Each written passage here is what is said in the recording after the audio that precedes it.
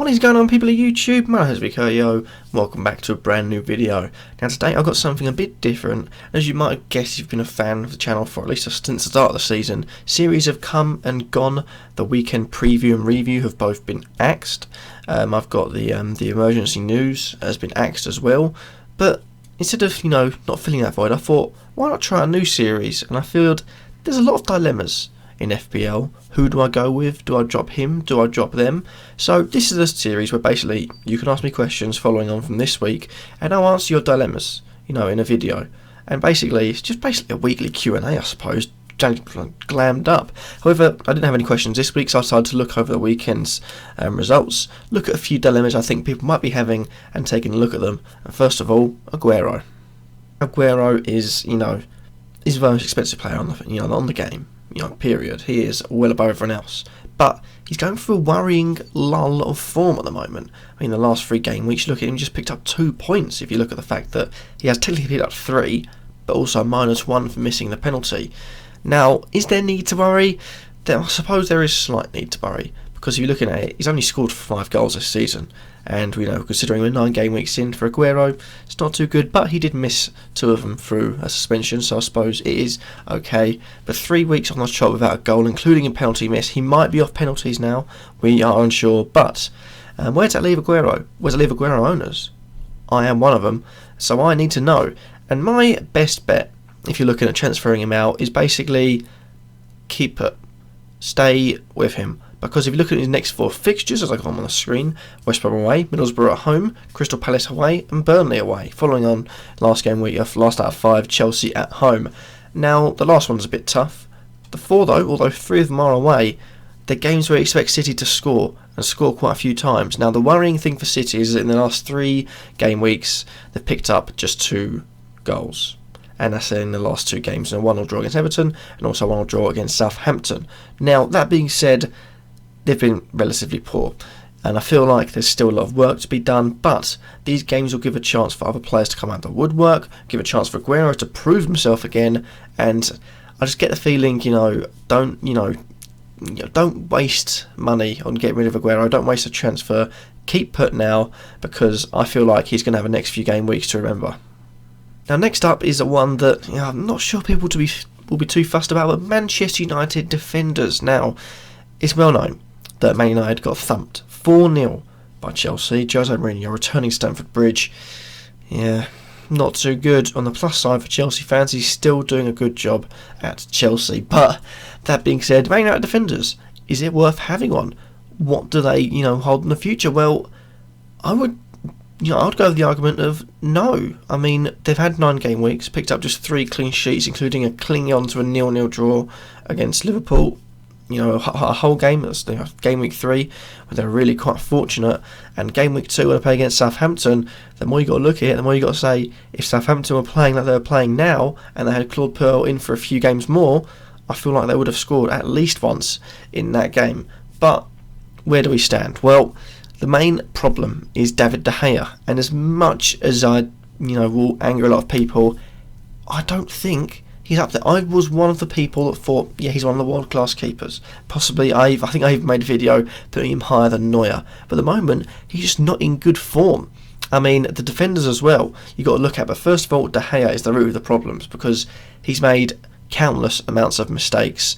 I think I've counted 3 so far in the Premier League this season, and that's not good enough. That and the fact, I feel like his positioning is poor. There are saves where you see not one from Courtois today. It was brought up well, actually, brought to my attention by Twitter account Tom Mellor. Go follow him. Fantastic Twitter account.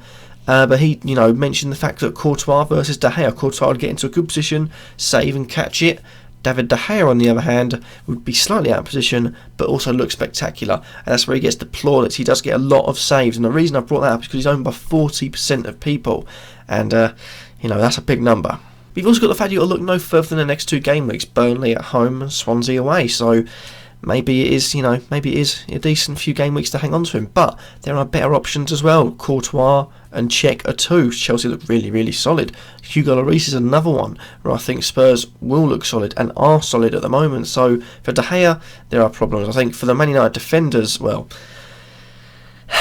where do I go from here? If I get them up on the screen, we've got, basically don't go anywhere near them. I feel like they're sort of a poison chalice at the moment. I think the best bet is probably Valencia, but they're all, I think, a bit too expensive for my liking. So, Man United defenders, I feel like he should stay away.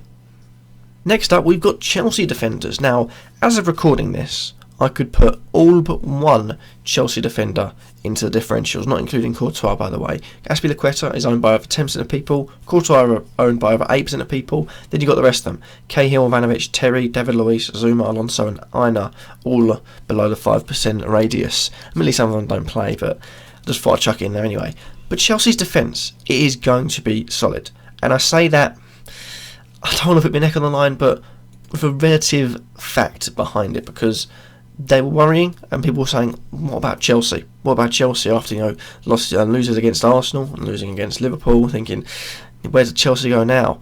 And like I say, and I said it before this game week, before anyone was coming out, just going with the trend. I said Chelsea will be solid from now on. They've changed to Conte's preferred formation, and it's working for them. Victor Moses is really good in that right wing back role. I did question Marcos Alonso, but he is built for that role. He looks really, really good. Got an assist against Manchester United, and I'd say the more the merrier, because Chelsea look really, really solid. And bearing in mind their clean sheets come against decent games as well. You've got a clean sheet, basically when they change to it, they've got the rest of the game. They conceded against Arsenal, against Hull, against the champions Leicester, against Manchester United, scoring 4 as well.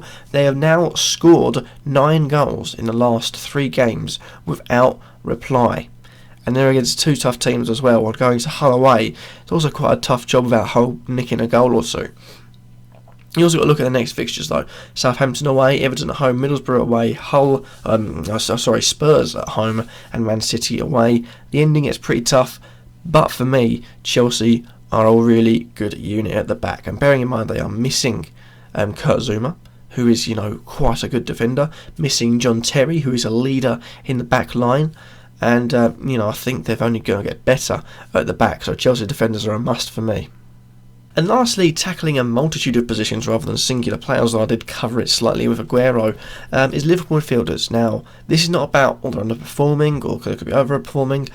It's fair to say they are loved by people of the FPL world. They are loved. But the problem is that they are so loved, who do we go for? And the fact that Jurgen Klopp, plays a formation where 7 midfielders currently based on FPL are playing, it seems pretty insane to think you've got to pick 1 who's going to have a good game week or 2 who's going to have a good game week when there's 7 to pick from. But I'm going to whittle it down, going by them, by the whoever's owned the most, going to whoever's owned the least. Starting off, of course, with Coutinho. He's picked by over 35% of people, and he's probably the best bet.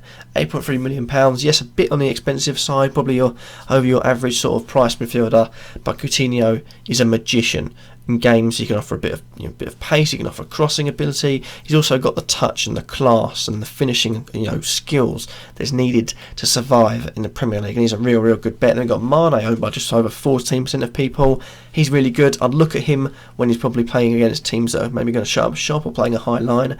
He's going to power through. He got a goal just like Coutinho in a game against West Brom, and I feel like he's definitely another good bet. And surprisingly, owned by the third most owned midfielder is Lallana. Now Lallana is a strange one. He's playing deeper. You've got the sort of the 2 banks of 3, and also Milner in left back. I'll get to him in a second. But Lallana operates in that second bank of 3 with, I think the strongest 3 would be Henderson, Lallana, and Wijnaldum. And he gets forward a lot. He's good on the ball, and he's honestly been one of their best players so far. I think when they've played without him, they haven't looked like Liverpool. When they've played with him, they've played a lot better. Lallana's a key player, and £7.1 million, I think definitely get him in your teams. Then we've got Roberto Firmino, who I'm just not convinced by. Now, I know a lot of FPL managers are going to be like, how are you not convinced by him? But I'm just not. I think there are better options out there. Notably, he's 4th selected. Although he did got an assist this game week, Lallana didn't really get anything. But Lallana for his price is a lot better. And then you've also got me looking at Coutinho and Mane, who I think are better FPL players than Firmino. And the ones to avoid, they're the last 3. Going by the last 2 midfielders, Wijnaldum and Henderson. I think Henderson is playing that defensive role, although can get an assist or a goal every now and again. And Wijnaldum just hasn't kicked it off this season, so I'd stay away from them too. And Milner, I think it should be obvious. Yes, he has scored 4 goals this season, bad point, they've all been from penalties. If penalties dry up, what has Milner got? Nothing. Clean sheet to fall back on, 1 point because he's a midfielder. So for me, Milner's definitely a stay away. The ones you should be looking at are Coutinho, Mane and Lallana. So finally, I'm going to talk about a few players. Actually 3 players I've picked out that are owned by quite a lot of people still, whether you should be bringing them in or not at this current point in time, or whether you should be getting rid of them or not at this current point in time. And starting off, we've got... he's turning into a bit of a meme for me, but if I get him on the screen, Mr. John Stones, 3rd most owned defender in the whole of FPL, period. Now, that's quite big.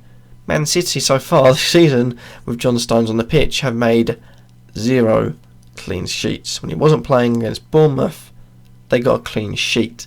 Coincidence? I don't think so. And he made another mistake in the 1-1 draw against Southampton. It's just got to improve. I do think he will improve, but I think you've got to stay away from him. There's £5 million.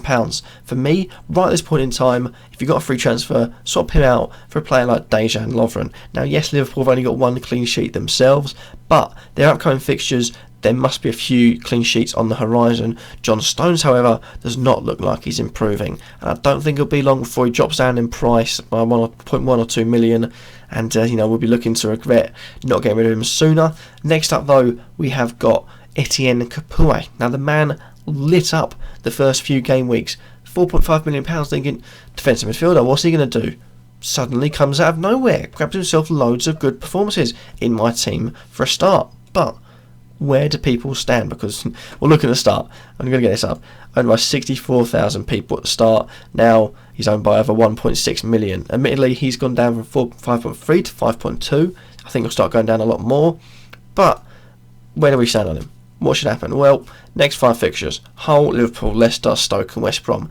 Definitely a chance for Watford to play well there. Looking at their recent fixtures, if I can get that back up on the screen, not been too good, but they've been okay. Watford have been okay. Would I get rid of him?